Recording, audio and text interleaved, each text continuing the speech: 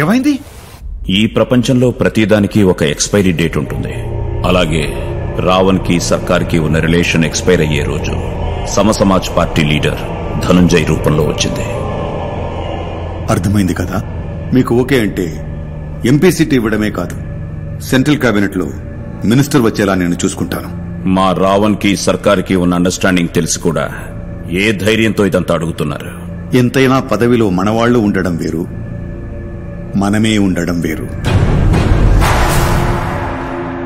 గుర్తింపెప్పుడు గెలిచిన వాడికి ఉంటుంది, గెలిపించిన వాడికి కాదు. ఆలోచించుకోండి.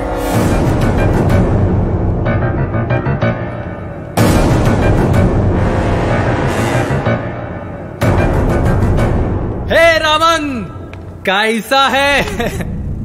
Cool cool. ధనుంజయ్ ఎందుకు వచ్చాడు? మీకు ఆపోజిట్ గా ఎంపీ టికెట్ ఆఫర్ చేయడానికి వచ్చాడు. పోస్టర్ మీద ఉన్నవాడికి పోస్టర్ అతికిచ్చేవాడికి తేడా తెలియదు డాడి వాడికి.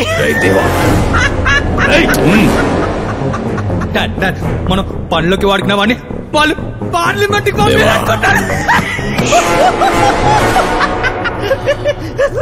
ఎవడు పడితే వాడు రాజకీయ నాయకుడు అవ్వలేడు రావణ్. ఎందుకు డాడ్ అంత సీరియస్ గా తీసుకుంటున్నావు?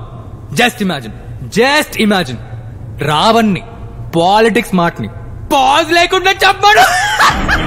దేవా దేవా చెప్పేది నీకే, కూర్చో. దేవా ఫిర్సే బోల్.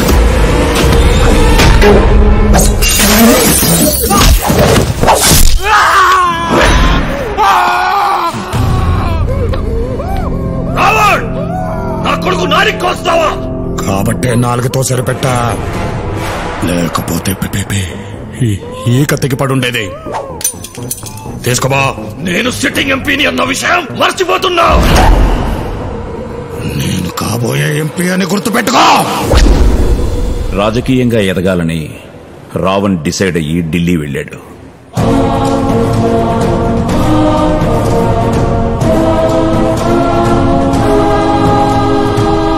అన్న చావుతో రగిలిపోతున్న తివారీ సర్కార్ని కలిశాడు. మా కోట మీద అటాక్ చేశాడు. రావణ్ లేకపోతే అతని కుడి భుజం అయిన తపన్ని చంపేశాడు.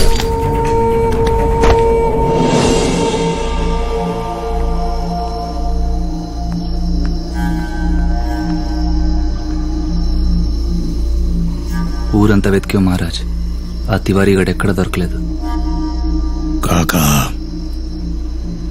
దీనికి కారణమైన ఏ ఒక్కడు బతకూడదు.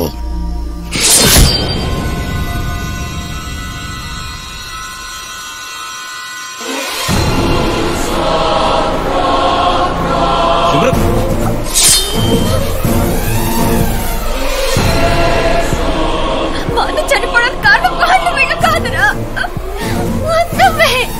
నువ్వు చేసిన పాపాలే మహన్నయ్యకి తగిలాయి. నీతో తిరగడం వల్ల చనిపోయాడు.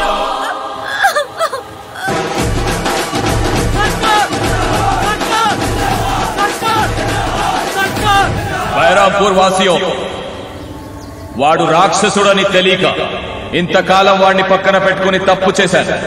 ఇప్పుడు ఆ తప్పు తెలుసుకున్నాను. అటువంటి వాడిని పార్లమెంట్ కి పంపించి మీరు తప్పు చేస్తారా? ఇదే ధైర్యంతో ఓట్లు అడగడానికి వస్తే వాడిని తిప్పి కొట్టండి. రాష్ట్రంలో మన పార్టీ రూలింగ్ లో ఉంది. చెయ్యి కాదు కదా కన్నెత్తి చూసినా వాడు జీవితాంతం జైల్లో ఉండేలా నేను చూసుకుంటాను.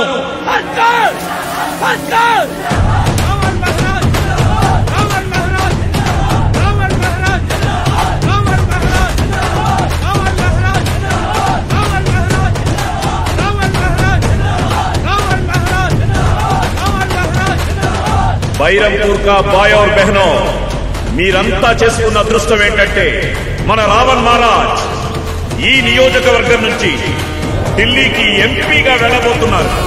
ఆడవాళ్ళకి తలో 1000 ఇస్తాం, మగవాళ్ళకి వాళ్ళు తాగినంత పోయిస్తాం.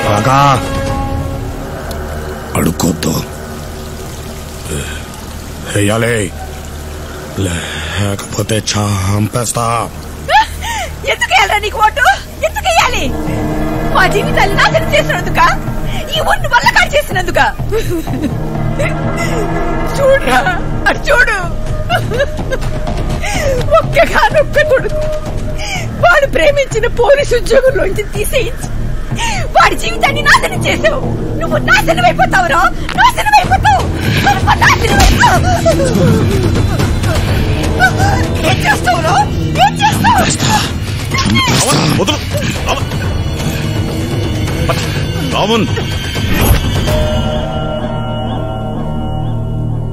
నువ్వేం చేస్తున్నావో నీకేమైనా అర్థమవుతోందా? ఇలా భయపెడితేనో బెదిరిస్తేనో ఓట్లు పడవు. జనాన్ని మెప్పించాలి, బతిమాలాలి. అవసరమైతే వాళ్ళ కాళ్ళు కూడా పట్టుకోవాలి. నా వల్ల కాదు కాకా. రావణ్, సింహం కూడా తన దాహం తీరాలి అంటే తలంచే నీళ్లు తాగుతుంది. నీ గుర్తింపు అనే దాహం తీరాలి అంటే జనాల ముందు తలంచక తప్పదు. పైగా ఇప్పటి పరిస్థితులు ఇదివరకులా లేవు. రూలింగ్ లో ఉన్న పార్టీ వాళ్ళని రిగ్గింగ్ కూడా చేయలేరు. ఓటమిని తట్టుకోలేని మనస్తత్వం ఉన్న రావణ్ నా మాటతో ఆలోచనలో పడ్డాడు. సరిగ్గా అదే సమయంలో లవుడి పెళ్లి కోసం మ్యారేజ్ బ్యూరోకి ఇచ్చిన యాడ్ రావణ్ దృష్టిలో పడింది. ఒకరి కోసం హైదరాబాద్ వస్తే మీరిద్దరు కనిపించారు. మీ ఇద్దరి వీక్నెస్లు తెలుసుకుని ప్రియని, డబ్బుని తీసుకొచ్చేశాడు.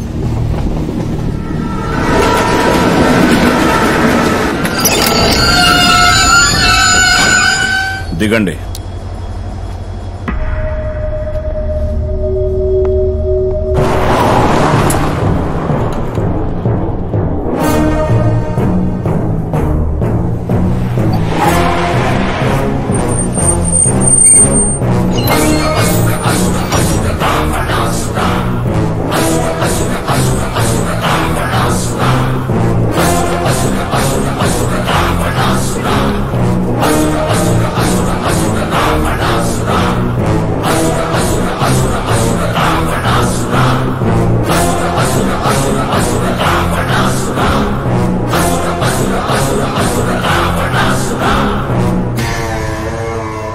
దశకాంత దశగ్రీవ దశోన్ముఖుడు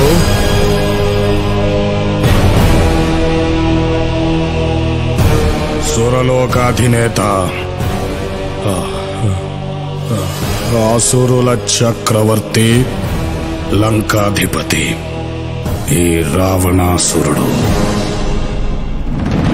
ఏ నామస్మరణ చేసిన ముల్లోకాలకు చెమటలు పట్టునో, ఏ నామము జపించిన అష్టదిక్పాలకులు అష్ట కష్టాలు పడుదురో, ఏ నామము తలచిన హరులు సురులు గజగజ వణికిపోవుదురో, అట్టి పరాక్రమవంతులైన మమ్ములను తుచ్చులు, నీచులు, అల్పులు, అధములు అయిన మా సోదరులు అవహేళన చేయుటయా?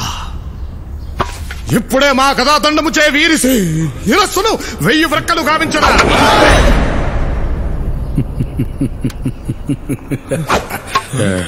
ఎలా ఉందిరా నా నటన?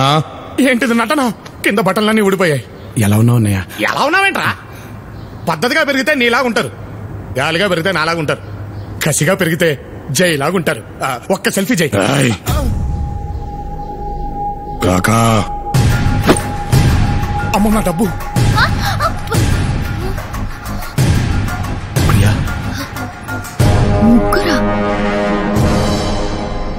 ఏంటన్నయ్యా ఇదంతా? మా మీద కోపం ఉంటే మమ్మల్ని ఏదైనా చెయ్యాలి, కానీ ఏ సంబంధం లేని ప్రియని ఎందుకు తీసుకొచ్చావు? అసలు మమ్మల్ని ఎందుకు ఇక్కడికి రప్పించావు? మీరు మంచి నటులు కదా, మీ చేత వేషం వేయిద్దామని.